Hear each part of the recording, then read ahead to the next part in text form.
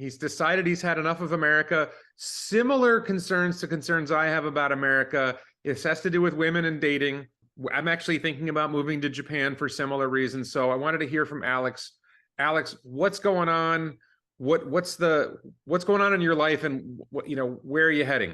Before I get there, my family came to America 30 years ago for a better life, and we got it in California. And I loved my life in California for pretty much 30 years. I want no redos of my life. But in the last several years, I've noticed things have started to change. And I kind of call it the real virus. And it is, it's more complicated than obviously we can talk on a podcast, but like I'm gonna still try. Essentially, it's a denigration of culture in many different ways. And I have figured out where it comes from, but I will give you some just very simple examples.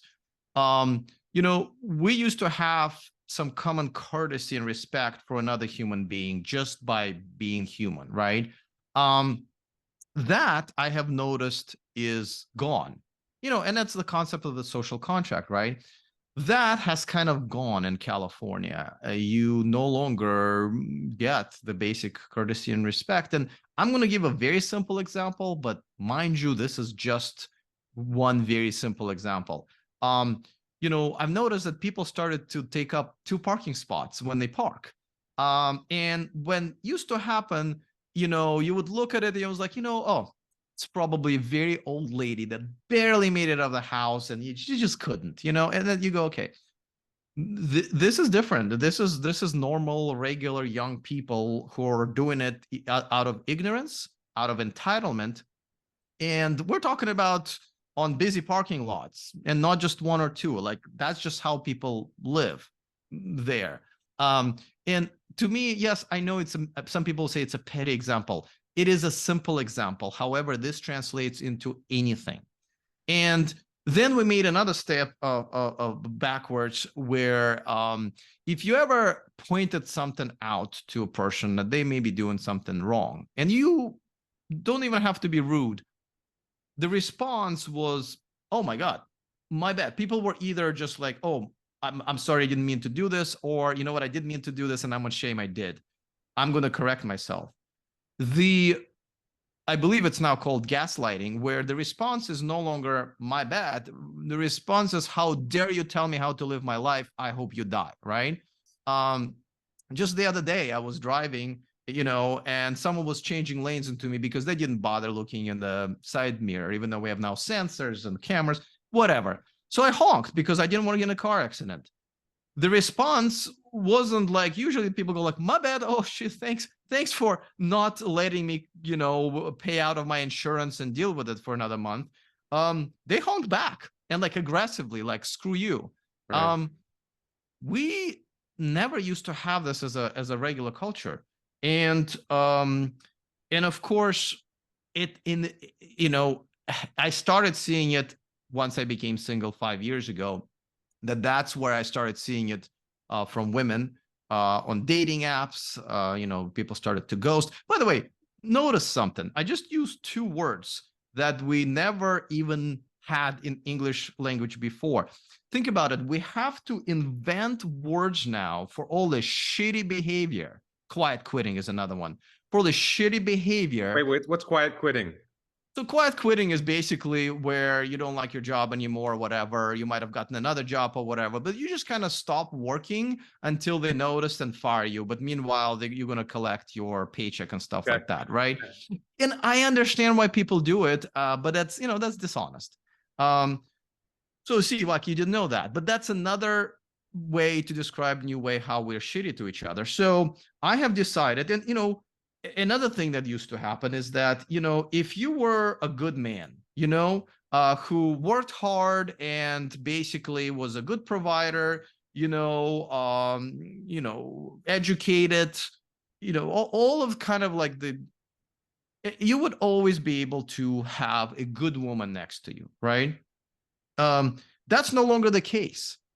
Dating has changed. The way women behave within the dating scene and outside of the dating scene has changed. And on top of that, I'll mention one more thing is, and I am not a Democrat or a Republican. I am truly an independent.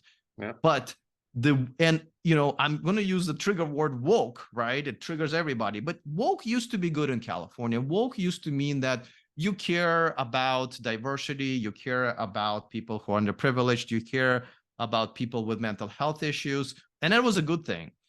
But in California, we have taken it all the way to the point where, if I'm at the restaurant and my waiter is being a dick, and let's say the waiter is a Black female, me pointing that out is no longer me pointing out her bad behavior and her not doing her job. I'm now a racist and a sexist. And once again, as I mentioned, I might die. I must die, right? So it's been taken too far. I don't know, well, you don't know, but we actually have a lot our police departments defunded. I lived in Oakland, and unless you're actively stabbing someone, the chances of cops showing up are quite zero. But at the same time, they don't let us carry our own protection. You can't get a concealed carry permit, no matter how many background checks you do, how much training you have, how many tests you do, right? So, I've decided that it was just too much. I felt I can't do it anymore, despite the fact that all my friends and family are in California, and leaving California was going to be tough, especially where I didn't know where I was going. Right. I just wanted out, So about 6 months ago, I literally packed my stuff in my all-electric SUV, downsized and everything, and just left California. You want to know what I've discovered? I'm open. So there are two things that I've discovered. First of all, as soon as I left California, wherever I went to, I think it was Arizona, Nevada, Texas, Oklahoma, and New Mexico, right away, I actually felt the respect and common courtesy back to me. And I became a good person again, because in California, every time I saw another human being, I'm like, well, that's probably a huge piece of shit. And I was right most of the time. Now I look at another human being once again. Hey, that's a human being, and I'm going to give him some respect until they prove me otherwise.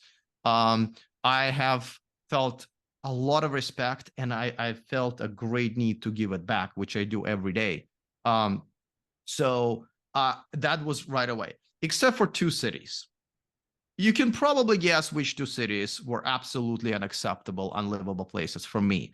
Las Vegas, Nevada, Austin, Texas. California influence. It's like, especially with Austin, honestly, it's almost like they scooped up all the crap and shitty things about California, picked out all electric cars, actually, for some reason, and just dumped it in the middle of another state.